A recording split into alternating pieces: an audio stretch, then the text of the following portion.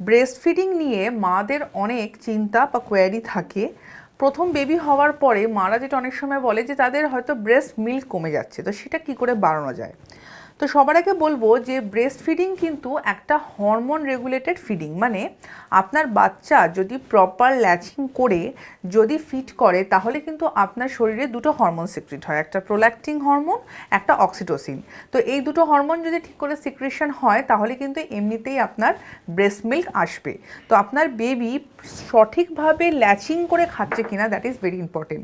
যদি proper feeding করে তাহলে কিন্তু ব্রেস্ট মিল্ক কম হওয়ার কথা না।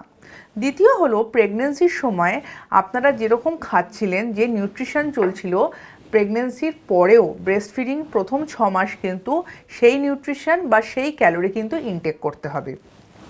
রাত্রে প্রপার ঘুমোতে হবে, কারণ ঘুম যদি কম হয় তাহলেও কিন্তু ব্রেস্ট মিল্ক অনেক সময় কমে যায়, কারণ এই হরমোনসগুলো কমে যায়।